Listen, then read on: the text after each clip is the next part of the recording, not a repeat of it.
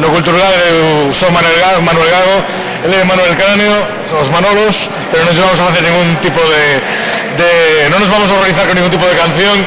Vamos a intentar presentar brevemente o que é o noso último libro, que se chama Vento e Chuvia, Rosia da Antiga Galaequia. Este é un libro que é unha parte dun proxecto máis amplio do que, digamos, aquí o que están vendo é a primeira parte, digamos, pero tamén a pedra angular, que é unha publicación impresa, pero eu defino isto como un proxecto transmedia. O objetivo deste proxecto é recuperar, dar a coñecer un enorme tesouro cultural do noso país que hasta agora pois estaba digamos moi limitado ao mundo da investigación, moi limitado ao mundo de, digamos, do traballo académico, pero que non conseguira trascender por moitos motivos ao mundo, digamos, a popular, que é a existencia dun panteón galaico de deuses, de do Ferro, e que máis é un panteón fascinante e do que nos quedan moitísimas cosas por saber, pero que creemos que era necesario divulgalo e contar igual que existe en outras partes, noutros países de Europa. Como dicía, este é un proxecto transmedia. A miña idea é que hoxe en día os libros son parte dunha secuencia, pero a cultura hoxe en día nos entra por todos os sentidos. Entón, o que facemos aquí é partir por eso dun libro, pero este proxecto se complementa cunha web na que hai contidos adicionais que non se poderían poñer nun libro físico. Se complementa con unha obra de teatro modular que se representará, pois, se vai empezar a representar en 2014 e se irá representando, pois, por escenarios de todo o país e por castros de todo o país. Se complementa con merchandising, con elementos destinados, pois, a públicos moi distintos.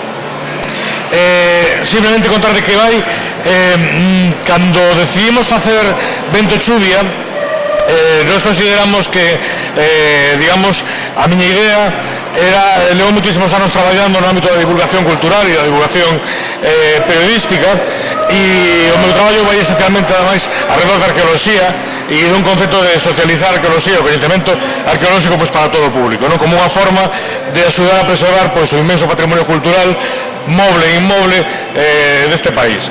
Entón, me dei conta para mí sempre había un gran problema na forma de divulgar o patrimonio cultural de do Ferro, que, sen dúbida, é unha das nosas grandes épocas desde o punto de vista arqueolóxico, que era o feito de que o discurso que tiñamos sobre as xentes que vivían nos 5.000 castros que rodean todo o noso territorio era un discurso tremendamente material, un discurso moi conceptual, un discurso moi basado nas pedras, nas formas, pero que esquecía moitísimas persoas e o que a arqueoloxía ou a investigación nos podía contar sobre as persoas.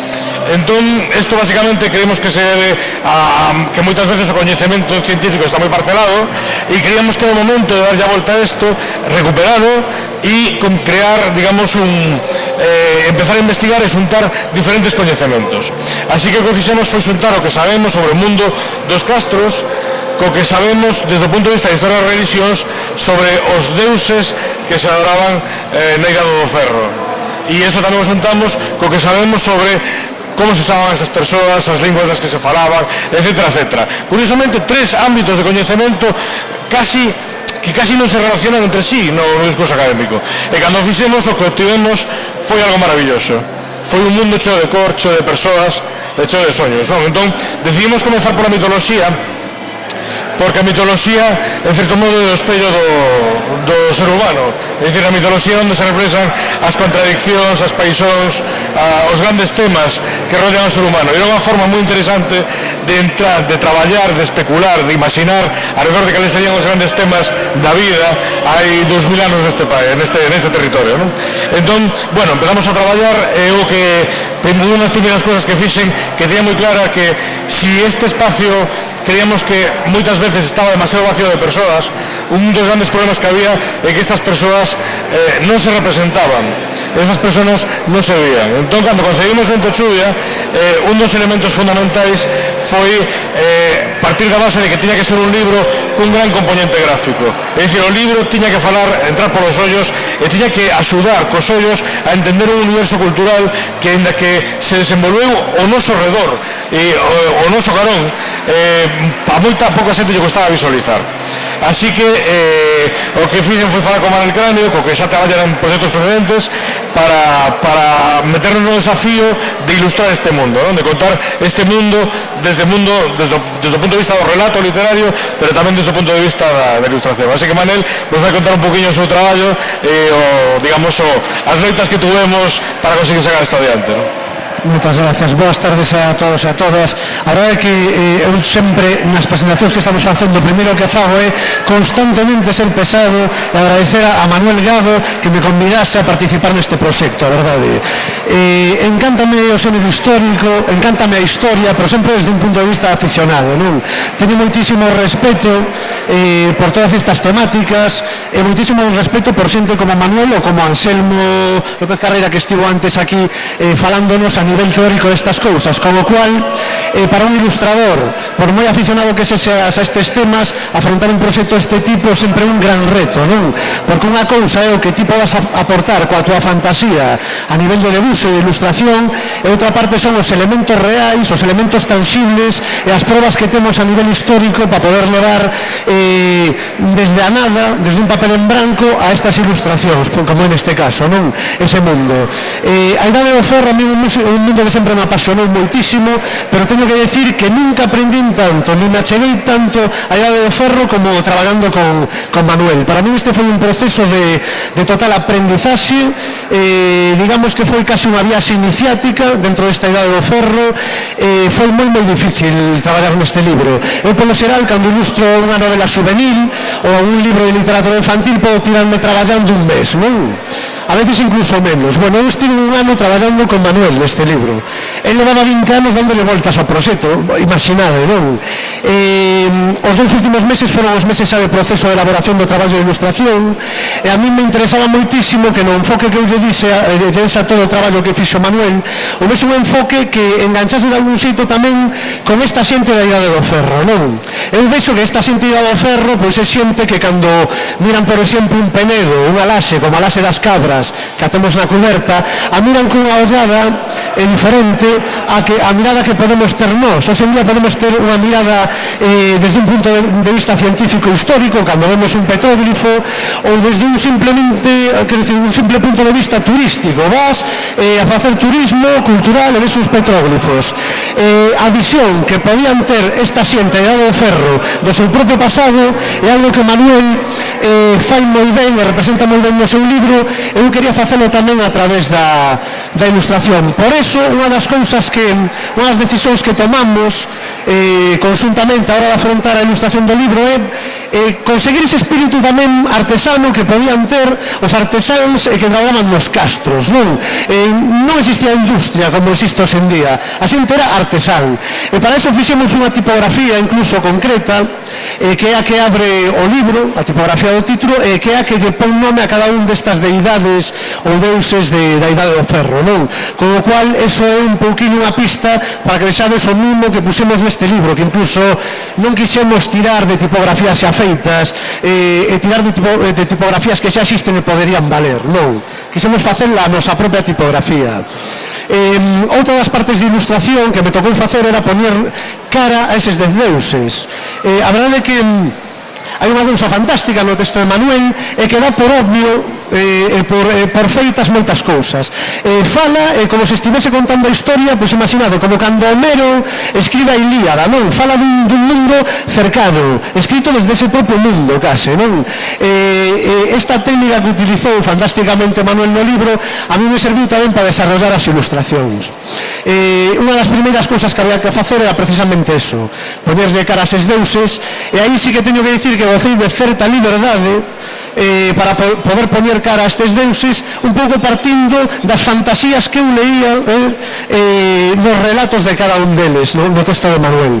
Outra das partes dos libros son ilustracións de detalles que poderedes ver no interior e que están totalmente documentadas. Hai moito material no sustrato das ilustracións que igual nun primeiro nivel de lectura non un lector de nivel medio non o collerá, pero igual alguén que sí que entenda sobre historia e sobre a Idade do Ferro sí que collerás as pistas. Estamos falando de pistas a nivel de iconografías da propia Idade do Ferro, iconografías culturais, iconografías en xeral que se poden atopar se chegamos polo camiño da historia, non polo camiño da parte de fantasía que ten o libro, non? Por ponervos algún exemplo, temos un castro recentemente escavado como é o castro das Travesas, que o director arqueolóxico desta excavación é o noso colega Antón Malde, é un castro que existe, e no libro aparece aí insertado dentro dos relatos, e nos quisemos partir de todos estes elementos reais que existen para construir sobre ese sustrato real un mundo de fantasía épico, mitolóxico, que cumpre con todos os condimentos que ten que ter unha auténtica obra sobre mitoloxía, e que, como vos digo, a nivel de ilustración non foi nada fácil realizar, pero sí que foi un traballo moi satisfactorio a nivel de autorrealización persoal, polo menos no meu caso, non? Complementamos o libro, ademais de con estas ilustracións de detalles, con unhas ilustracións a toda páxina, en algún caso a dobre páxina, que digamos que son as ilustracións protagonistas do libro, e a verdade é que xa a nivel gráfico casi o que convido é a que vexades vos os vosos propios ollos o libro, e que a través desas ilustracións e desa parte do traballo que me tocou a min facer, que entredes pois a ese mundo de imaginación tan potente que hai no texto de Manuel, non? Onde ademais deses debuxos pois dedes entrar nun mundo onde podedes perdervos tranquilamente pasando un rato maravilloso. Creo que unha lectura con certo nivel de densidade, atoparedes moitas notas a pé de páxina e unha morea de información sobre a que xa os vai a falar agora Manolo un pouquinho máis en profundidade. Moitas grazas. Moi ben, pois contamos tamén un poquinho o proceso de fabricación ou de escritura do libro, é dicir, o primeiro é de onde veñen estes deuses, que a primeira pregunta que se me fan moitas veces, e isto é algo fascinante, porque eu nos últimos anos eu lle preguntaba a moita xente, lle dicía, bueno, dime 3 deuses romanos. Entonces te decía, pois, Xúpiter, Marte, tal. 3 deuses gregos, me decían, pois, Zeus, Helena, me decían unha serie de deuses. E yo decía, e 3 deuses galaicos. E dice, e non adoraban as pedras? Bueno, adoraban as pedras, non adoraban as pedras, pero non adoraban as pedras como tales, adoraban as pedras. Non sei, é increíble, é dicir que no noso propio país descoñeceremos a existencia de un panteón, non? Entonces, a cuestión é que un panteón moi abundante, moi documentado, ademais. O que acontece é o seguinte, digamos, hasta a chegada dos romanos, as fontes que temos sobre o mundo dos galaicos sempre son, desde logo, desde o punto de vista, digamos, do mundo mediterráneo, Estrabón, etcétera, etcétera, pero, digamos, os galaicos eran unha cultura ágrafa, é dicir, eles coñecían, e o sabemos, eles coñecían perfectamente a existencia de culturas que utilizaban a escrita, de feito, o contacto cos púnicos é antiquísimo no litoral galego, se remonta ao século VI antes de Cristo, incluso quizáis antes. Eles conocían o mundo dos celtíberos, que tamén se utilizaba a escrita, sin embargo, eles, un pouco como na Galia, de alguna forma debían ter algún tipo de aprensión a este tipo de escritura, por lo menos hasta ahora ten aparecido. Entonces, o que sabemos sobre eles esencialmente o sabemos a partir do mundo romano. Cando chegan os romanos, é dicir, os romanos non destruen culturalmente, digamos, o país, é dicir, eles asimilan, se asentan, crean redes de poder, crean redes fiscais, etcétera, etcétera, explotan os recursos, pero digamos que non prohíben a xente de seguir adorando os deuses que adoraron toda a vida. Entonces, pouco a pouco se dá este proceso de aculturación, e o proceso de aculturación que nos permita nos chegar aos deuses é a esculturas, a creación de aras, de altares romanos, ¿vale? Entonces las aras están dedicadas a un deus por un oferente ou oferentes que se dedican a este deus. Entonces, a clave de todo este coñecemento está nestas aras, que hai centos por todo o país, nas que hai unha serie de nomes que se repiten, e no que a veces é moi divertido, porque os nomes non están fixados. A lengua galaica non era a lengua latina, entón, moitas veces, digamos, hai unha transcripción que non deixa de ser moi simpático, como cando xente empezaba a escribir galego, pero mellor non tiña non tiña un coñecemento do galego escrito, entonces vacila, non? Bueno, pois os nomes dos deuses vacilan, non? Entre unhas aras e outras. Pero o caso é que temos un magnífico panteón no que hai unha serie de deuses, ademais, que se van repetir ao longo da bella Galaequia e da Lusitania, é dicir, hai un componente cultural moi común no occidente da Península Ibérica, e a través de determinados detalles podemos saber moitísima información. Por exemplo, hai un deus que se chama Rebe, que sabemos que o Deus máximo, o Deus máis importante, e o sabemos porque os romanos o equiparan a Xúpiter. A veces incluso nas áreas chaman Rebe Jovi, Rebe Xúpiter, entonces nos está dicindo que é o Deus equivalente ao panteón romano de Xúpiter. A veces lle chaman Optimus, a veces chaman Máximos, todos os atributos que lle dan o Deus principal do panteón romano. Entonces, gracias a eso, podemos saberlo, non? Sabemos que había outro Deus que era Cosue, e a este Deus o equiparan a Marte, ¿no? Entonces a veces aparece referencia a Marte, que Marte é o deus da guerra romano, e además coincide, por exemplo, en ese deus posiblemente Estrabón se refire a él e fala de que os galaicos teñen un deus da guerra, que é un deus furioso, un deus salvaxe, que se parece moito a Ares, que Ares é o deus máis peligroso, máis terrible do panteón, digamos, clásico, non?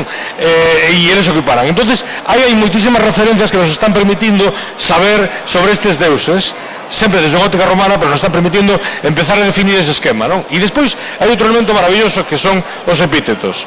É dicir, eles, os deuses, pois facían igual que no mundo católico, pois chama a Virxe dos Remedios, a Virxe dos Milagros, etcétera, etcétera. Pois eles facían o mesmo. É dicir, os deuses daban epítetos. Eses epítetos definían propiedades, atributos ou características deses deuses. Entón, por exemplo, hai un deus que é un deus moi extendido en Nagareque e Lusitania, que é o deus Bandua, que é un deus maravilloso no que casi sempre que aparece mencionado en Aras aparece mencionado co nome de unha comunidade. Por exemplo, o caso que a mí me gusta máis favorito é o Bando Lásbricae. O Bando Lásbricae aparece na Citania de San Cibrán de Las, na cidade de Castrexa de San Cibrán de Las. Hoxe en día se conserva como un magnífico pé dun belvedere dun pazo dali de cerca, está ali posto, así se facían as merendas encima do altar de Bandua, non? E ese Bandua é o Bandua da cidade de Lásbrica. Gracias a esa área sabemos que Lásbrica se chama así, a cidade da Chaira. O topónimo se conservou hasta hoxe en día en San Cibrán de Las. É dicir, ese topónimo e sabemos, e un topónimo bastante transparente desde o punto de vista das linguas célticas, non? É dicir, é a fortaleza da Chaira, a fortaleza do medio, a fortaleza central. Entonces, Bandua sempre aparece, é o amigo, de certo modo, das comunidades, é un deus moi próximo aos homes. Bueno, pois entonces agora escribir este libro. Desculpa un segundo, eu falaría de algunha deusa que tamén as hai, como Navia, que a min é un dos capítulos co que máis disfrutei ilustrando, por exemplo. Efectivamente, Navia é unha das deusas máis extendidas.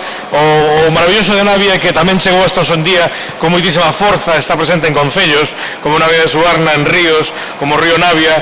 É unha deusa, a máis, moi propia do que se chamado soberana.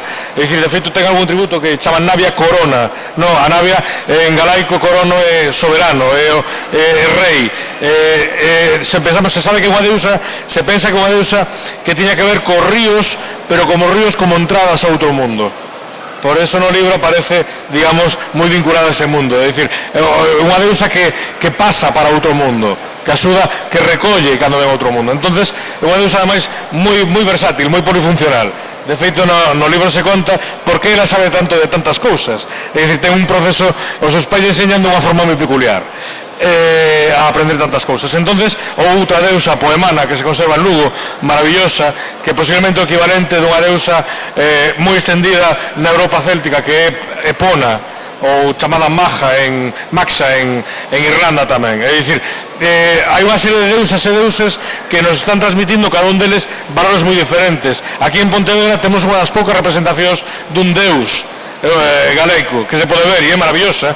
Está no Museo de Pontevedra, está un pouco olvidada ali, chamase o Estiononieco, e unha figura que dun homiño con certa aptitude caprina, con certa actitud da caprina, con uns brancornos, que se emparenta con eses deuses antigos da Europa Atlántica, que son os deuses dos bosques, os deuses con cornos, os kernunos, non? Os deuses kernunos. Temos esos deuses tamén. Entonces, no proceso de traballo, o que se fixo, a mí me gusta moito compararlo co proceso de cando restauras un castro. Tienes que un castro, e nun castro hai un nivel de derrubo, e hai un punto no que o muro ainda está de pé.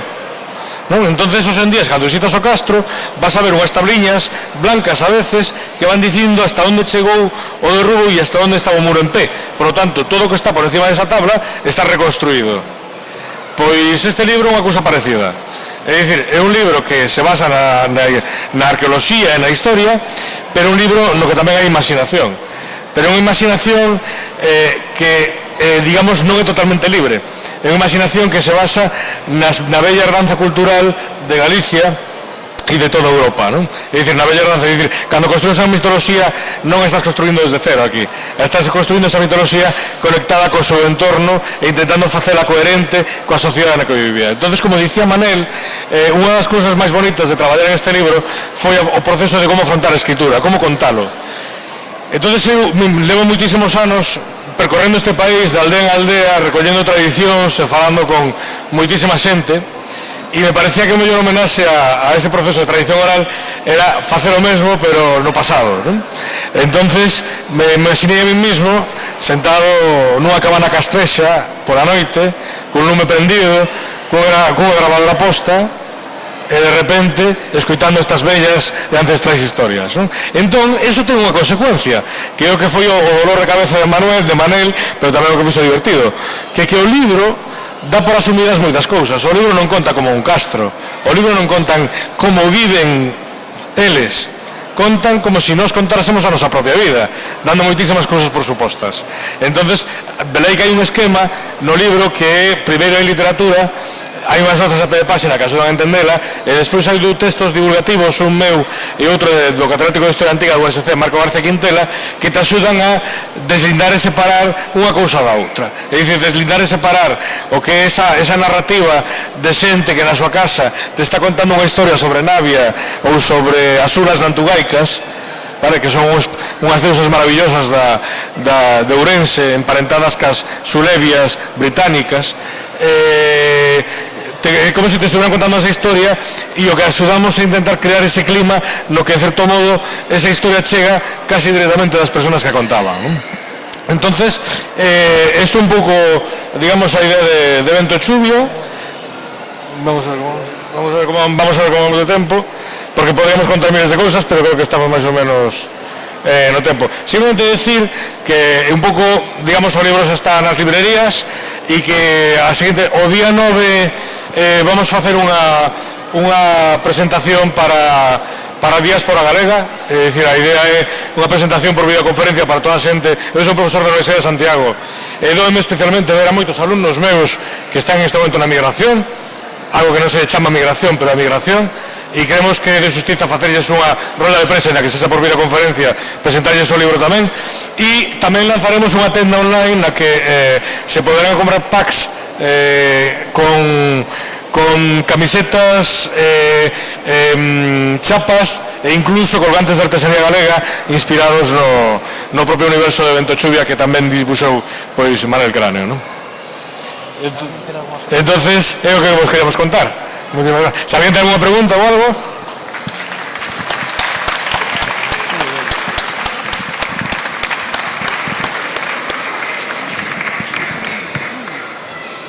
Pues nada, moitas gracias. No hay preguntas. Aparte se pararon aquí cagando. Sí, sí.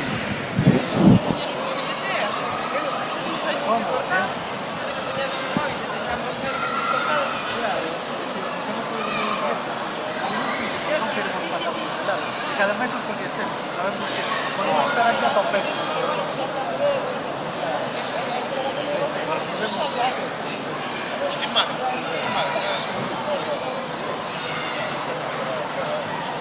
No, que tenemos.